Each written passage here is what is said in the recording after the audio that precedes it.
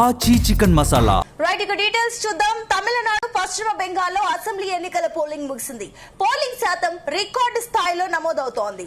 5 గంటల వరకు నమోదైన పోలింగ్ శాతాన్ని పరిశీలిస్తే తమిళనాడులో 82.25% నమోదైంది. ఇటు పశ్చిమ బెంగాల్లో 89.93% పోలింగ్ నమోదైంది. ఈ స్థాయిలో ఓటింగ్ జరగడంతో ఎన్నికల అధికారులు హర్షం వ్యక్తం చేస్తున్నారు. గతంలో ఎన్నడూ లేని విధంగా ఓటింగ్ పర్సెంటేజ్ భారీగా పెరిగింది. దీంతో అధికార పార్టీకి ఈ ఎన్నికలు కలిసి వచ్చే అవకాశాలున్నాయని ఎన్నికల పరిశీలకులు భావిస్తున్నారు.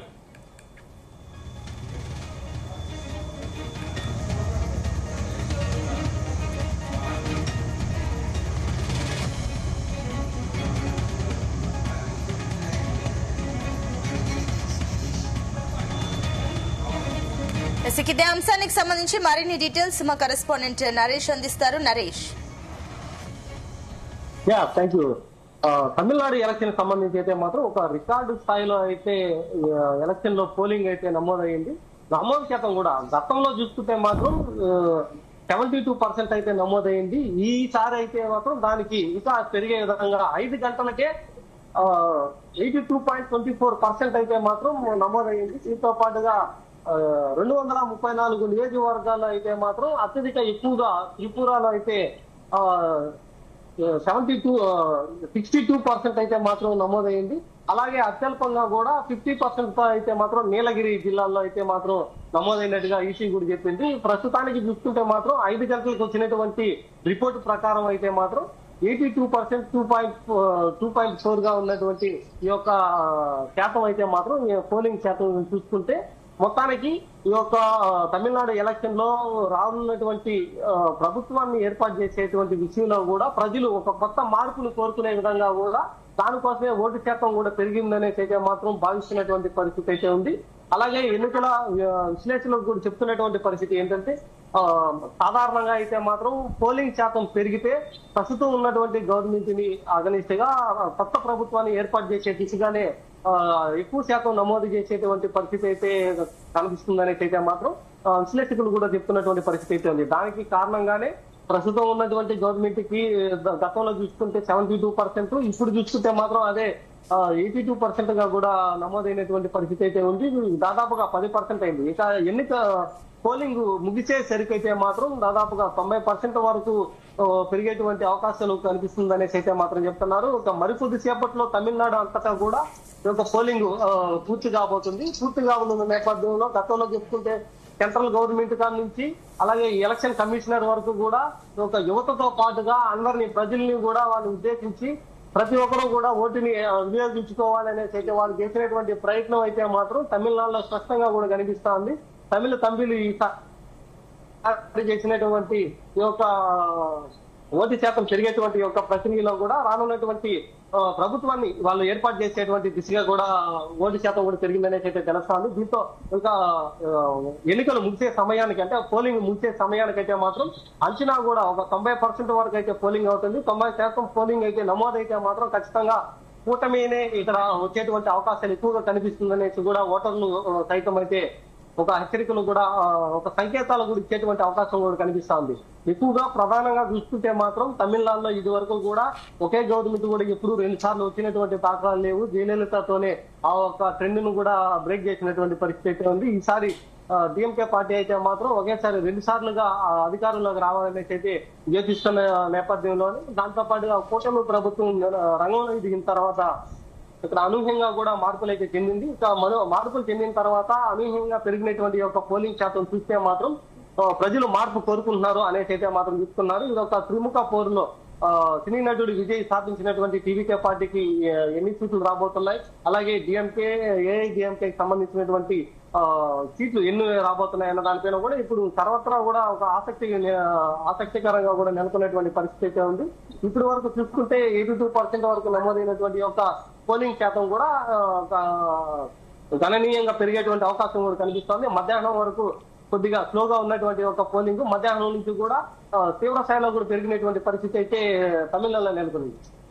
అయితే ఇప్పుడు ప్రత్యేకించి రికార్డు స్థాయిలో ఓటింగ్ నమోదు అవుతుందంటే కూడా నరేష్ ఈసారి ఇంత ఓటింగ్ శాతం నమోదు కావడానికి కారణాలు ఏంటి? ప్రజల్ని ఏ అంశాలు ఎక్కువగా ప్రభావితం చేశాయనుకోవచ్చు? అంటే ముందు నుంచి కూడా ఈసీఐ తీసుకొచ్చినటువంటి అంటే ప్రజల్ని వాళ్ళ అవేర్నెస్ తీసుకురావడం అనేది ఇక్కడ తమిళనాడుకి సంబంధించి అదొక ప్లస్ పాయింట్ గా ఉన్నది. దాంతో పాటుగా అవేర్నెస్ తీసుకొచ్చి వాళ్ళ యొక్క ఓటు హక్కుని వినియోగించుకునే విధంగా కూడా వాళ్ళు చేసినటువంటి ఫలితాలు అయితే మాత్రం ఇప్పుడు చూస్తా ఉన్నాము. అలాగే ప్రజలు కూడా మార్పులు కోరుకునే విధంగా, అంటే మార్పు కోరుకునేటువంటి ప్రజలైతే మాత్రం దీన్ని గణనీయంగా కూడా ఓటు శాతం పెరిగేదానికైతే కారణం అయితే ఉంది. గతంలో చూసినటువంటి డిఎంకే పార్టీ నుంచి ఇప్పుడు ఉన్నటువంటి ఏఐడిఎంకేకి అలయన్స్ లో ఉన్నటువంటి ఎన్డీఏ పార్టీకి సంబంధించి ఆ ఒక పార్టీ కూడా వచ్చే విధంగా దిశగా కూడా ఒక అంచనాలు ఉన్నాయనేసి అయితే మాత్రం రాజకీయ విశ్లేషణ అయితే ఉంది. దీంతోనే ఇక్కడ ఉన్నటువంటి తమిళ తంబీలు కూడా దీనికి అనుగుణంగానే ఓటు శాతం కూడా పెంచుకోవడం, వాళ్ళకి ఒక అవేర్నెస్ రావడం, కొత్తగా వచ్చినటువంటి ఓటులు అంటే యువత కూడా దీనికి అనుగుణంగా ఓట్లు వేయడం అనేది కూడా దీనికి ప్లస్ పాయింట్ గా కూడా వస్తుంది. ఎలక్షన్ కమిషన్ ఇచ్చినటువంటి కొన్ని సూచనల ప్రకారమే వాళ్ళు కూడా వచ్చి పోలింగ్ స్టేషన్లకు వచ్చి కూడా వాళ్ళు పోలింగ్ వేయడం. అదే విధంగా కూడా గవర్నమెంట్ ఎంప్లాయీస్ కా నుంచి ప్రైవేట్ సెక్టర్ సంబంధించినటువంటి ఎంప్లాయీస్ అంతా కూడా ఓట్లు అయితే మాత్రం వేయడానికైతే ఆసక్తి చూపిస్తా ఉన్నారు. అలాగే యువతతో పాటుగా వృద్ధులు, మహిళలు కూడా ఎక్కువ శాతం దీంట్లో పాల్గొన్నట్టుగా కూడా తెలుస్తా ఉంది. ఒక ఓటు శాతం పెరిగే కొద్దీ ఒక మార్పుని తీసుకురాబోతున్నారు అనే సంకేతాలు అయితే మాత్రం తమిళనాడులో స్పష్టంగా కూడా కనిపిస్తున్నటువంటి ప్రక్రియ అయితే ఉంది. ఈ యొక్క ఈసీఐ చేసినటువంటి ఒక అవేర్నెస్ కూడా తమిళనాడులో స్పష్టంగా కూడా కనిపిస్తూ ఇప్పటి వరకు 5 గంటల వరకే 82.24% వరకు పోలింగ్ శాతం పెరిగిందంటే ఇంకా ముగిసేసరికి అంటే ఇంకా క్యూ లైన్ లో ఉన్నటువంటి ప్రజలను కూడా అనుమతిస్తూ కూడా దాన్ని కొద్దిగా పోస్ట్ పోన్ చేసేటువంటి పరిస్థితి ఉంటుంది. అది ఏ టైం వరకు అయినా సరే. సో దాని అనుగుణంగా కూడా 90% వరకు వచ్చేటువంటి అవకాశాలు కనిపిస్తా ఉన్నాయి. అయితే నరేష్, మరోపక్క బెంగాల్లో కూడా ఆల్మోస్ట్ మీరు అన్నట్లుగా బెంగాల్లో అయితే ఆల్మోస్ట్ 90% కూడా క్రాస్ అయిపోతున్న సిచ్యువేషన్స్ కనిపిస్తున్నాయి. సో ఈ రకంగా పోలింగ్ పర్సెంటేజ్ పెరగడం వల్ల ఏ పార్టీకి ఎక్కువగా కలిసి వచ్చే సిచ్యువేషన్స్ కనిపిస్తున్నాయి? వెస్ట్ బెంగాల్ చూస్తుంటే కూడా వెస్ట్ బెంగాల్ లో కూడా దాదాపుగా 90% అయితే దాటేసినటువంటి పరిస్థితి అయితే ఉంది. అక్కడ కూడా మార్పులు కోరే విధంగా ప్రస్తుతం ఉన్నటువంటి మమతా బెనర్జీ ఉన్నటువంటి ఆ ఒక గవర్నమెంట్ ను కూడా ఇప్పటికే ఎన్డీఏ అలయన్స్ లో ఉన్నటువంటి పార్టీలు ఏవైతే ఉన్నాయో వాళ్ళు కూడా దాన్ని అవేర్నెస్ తీసుకురావడం, వాళ్ళు ఇచ్చేటువంటి హామీలు కూడా సరిగా నెరవేర్చకపోవడం దీంట్లో ప్రధానంగా కనిపించేటువంటి ఎఫెక్ట్ గా కూడా కనిపిస్తా ఉంది. సో దీని ద్వారానే ఒకవైపు పశ్చిమ బెంగాల్ కావచ్చు, మరోవైపు తమిళనాడు కూడా కావచ్చు, ఇచ్చినటువంటి ఎలక్షన్ లో ఇచ్చినటువంటి ఒక హామీలను కూడా పూర్తి స్థాయిలో ప్రజల వరకు చేరలేకపోవడమే దీనికి ప్రధాన కారణంగా కూడా కనిపిస్తా ఉంది. మరోవైపు ఎక్కువగా కూడా ఈ యొక్క ఎకనామిక్ సంబంధించి కూడా ఒక ఎఫెక్ట్ ఉంది. మరొక వైపు జాబులకు సంబంధించి కూడా జాబులు అయితే ఏవైతే ఉన్నాయో ఆ ఒక జాబులు కూడా ఎక్కువ శాతం కూడా కనిపించలేకపోయారు అన్న దానిపైన కూడా ఉంది.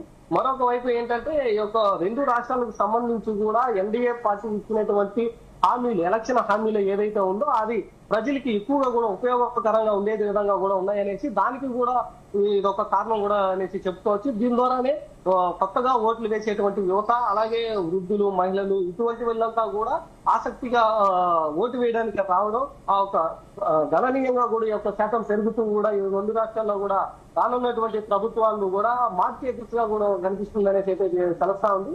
సో ఇదే విధంగా ఒకవైపు పశ్చిమ బెంగాల్ చూసుకుంటే 90% క్రాస్ అయింది, అదే తమిళనాడులో చూసుకుంటే 82% క్రాస్ అయింది. అదేవిధంగా ఎన్నికలు ముగిసేసరికి కూడా తమిళనాడు చూసుకుంటే 90% వరకు వచ్చేటువంటి అవకాశాలు ఎక్కువగా కనిపిస్తా ఉన్నాయి. పశ్చిమ బెంగాల్ చూసుకున్నా కూడా 92% కూడా దాటేటువంటి పరిస్థితి ఉంది. సో దీని ద్వారా ఏంటంటే ప్రజలు తమ అంటే ప్రస్తుతం ఉన్నటువంటి ప్రభుత్వం కాకుండా వాళ్ళు మార్పు కోసం వాళ్ళు ఇచ్చేటువంటి యొక్క సంకేతాలు అనేసి క్లారిటీగా కూడా కనిపిస్తోంది.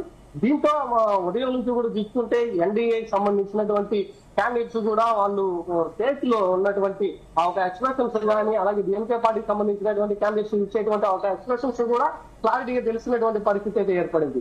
ఒకవైపు పశ్చిమ బెంగాల్లో చూసుకుంటే మమతా బెనర్జీ తీసుకునేటువంటి కొన్ని నిర్ణయాల వల్ల కూడా అది వెనక్కి పోయేటువంటి అవకాశాలు కనిపిస్తా ఉంది. అలాగే ఇక్కడ ఉన్నటువంటి తమిళనాడు చూసుకుంటే మాత్రం డిఎంకే స్టాలిన్ తీసుకునేటువంటి కొన్ని నిర్ణయాల వల్ల ప్రజలు కూడా కొన్ని ఇబ్బందికరంగా కూడా మారిందనేసి అయితే మాత్రం చెప్తున్నారు. కాకపోతే పోలింగ్ స్టేషన్ దగ్గర అయితే మాత్రం వాళ్ళకి అభ్యర్థులు అయితే మాత్రం ధీమా అయితే వ్యక్తం చేస్తా ఉన్నారు, 100% మేమే గెలుస్తాం అనేసి. కాకపోతే ఓటింగ్ శాతం బట్టి చూస్తే మాత్రం వీళ్ళు ప్రజలైతే మాత్రం ఖచ్చితంగా మార్పునైతే కోరుకునే విధంగా చూస్తున్నటువంటి పరిస్థితులు అయితే స్పష్టంగా కూడా కనిపిస్తాయండి. Right, thank you Naresh.